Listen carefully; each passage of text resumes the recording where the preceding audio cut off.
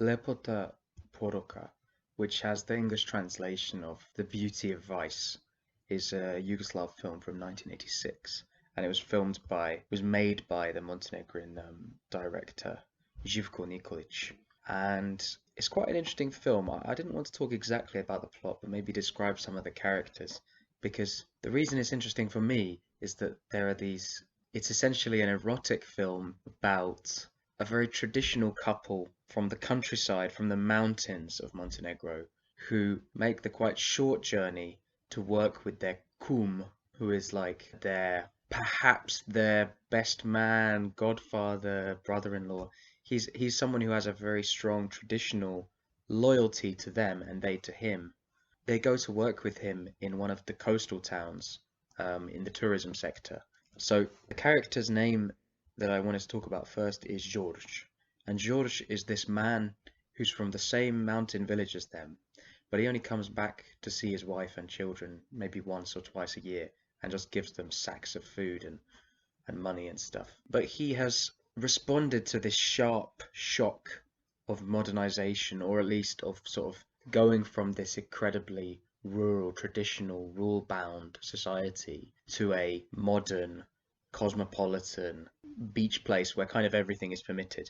His response to that has been to become a sort of caricature of sexual immorality and also a very specific type of immorality that was seen in Yugoslav society. He's a kind of boss who exploits people but uses the language of self-managing socialism to his advantage. So in a way, it's quite an interesting figure to use in a film made during the socialist period, because that would have been quite popular with the authorities, with people funding this film, that there's this immoral character who you can clearly see is in the wrong. But where things are a bit more complicated is with Jaglica and Luka. And so Jaglica is the young wife of this man Luka, and they are from the village. Yeah, they are also from George's village.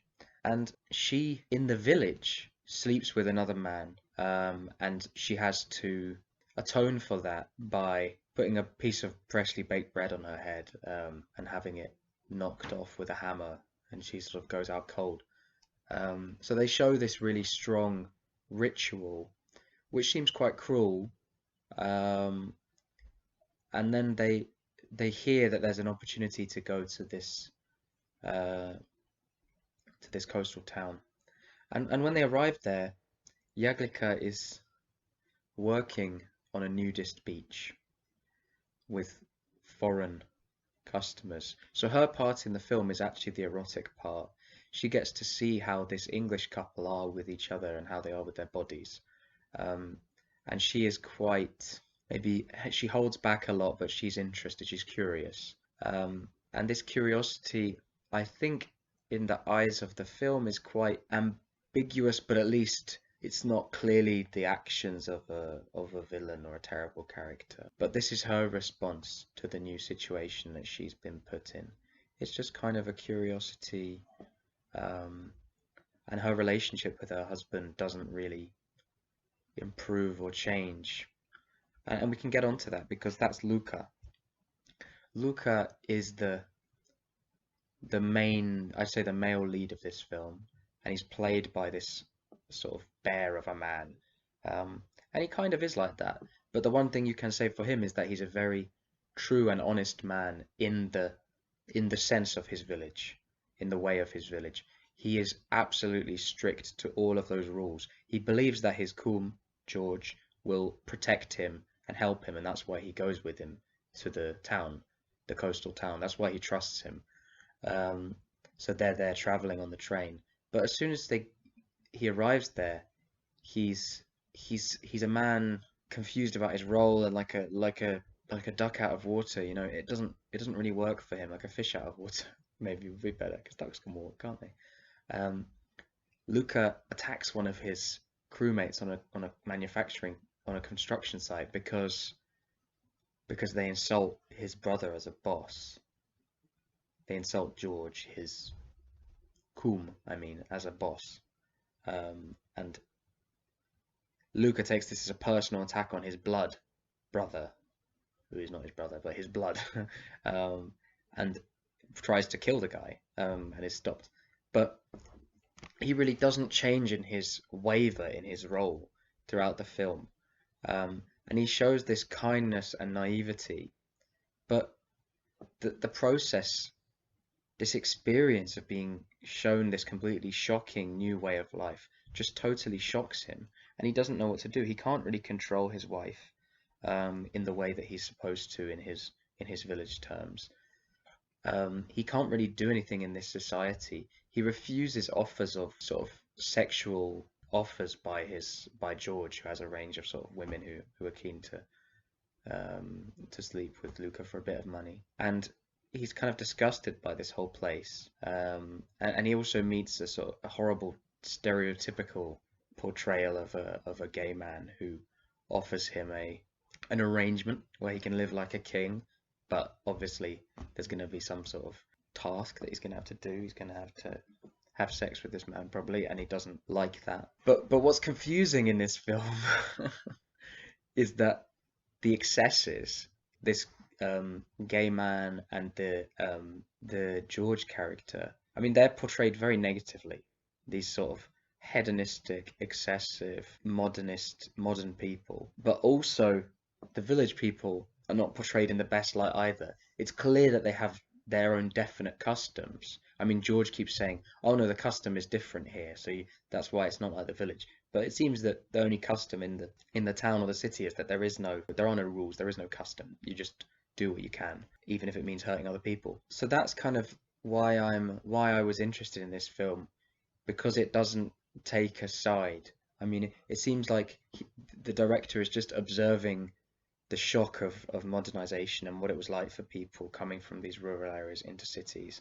Of course, there's this comedy element. I mean, even the bread and the way that Luca conducts himself is very funny, and the erotic aspects for me are quite funny because of the English accents and the somewhat cliched fashion of it. Looking at it in 2022, anyway, I don't know how much that humor was intentional, but it's kind of unavoidable. It's this clash, this conflict. But there are two clashes and conflicts in Yugoslav society that I think are really important, and they're both shown in this film.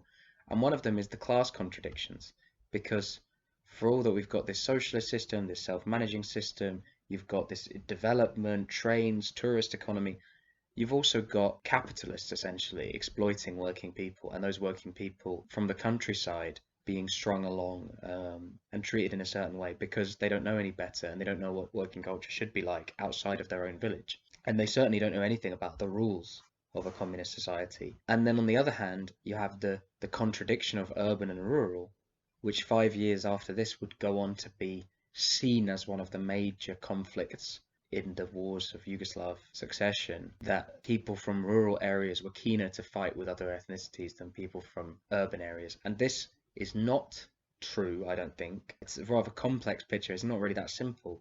But even in this film, you get to see a sense of that, of people who are actually from the city. I think you could see somewhere toward an explanation for confusion and conflict, because there's too much of a contrast between the respective areas, the regions that are not particularly geographically distant from each other, but they're, in terms of development, they're hundreds of years apart. So this all makes for a rather interesting film. And I would add also that Kosara, who is the character who George is trying to marry, or at least to propose to, even though he has a wife and she has a husband, she's escaped from a village as well, and she wants a more free life. She's a bit like Yaglica in a way. She's not portrayed as explicitly immoral. She's shocking to Luca because she's such a assertive woman, but she doesn't do anything out of spite or because she wants to harm people. She's genuinely interested in this urban, exciting, free life. So I don't think we're supposed to think, oh, isn't this way of life better or that way of life better? Obviously. It's quite clear that we're just supposed to see that this was quite a challenging time when perhaps Western people and some former Yugoslav people talk about the more fun, the more hedonistic form of socialism that existed there. What they're kind of missing out is that this must have been highly shocking for people going straight from the rural to the urban areas within it. that there were all these contrasts existing within the country, and even there were people who never left those rural areas and never experienced this hedonism and um, and sort of internationalism, cosmopolitanism.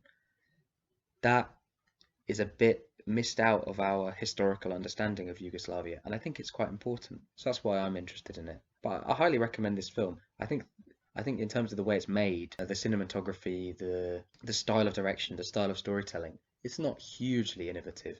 But the themes that are tackled in this film, the acting, the performances, the writing, it's all fantastic. It's a really, really very watchable film.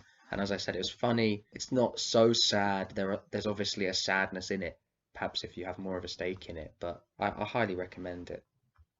So enjoy it.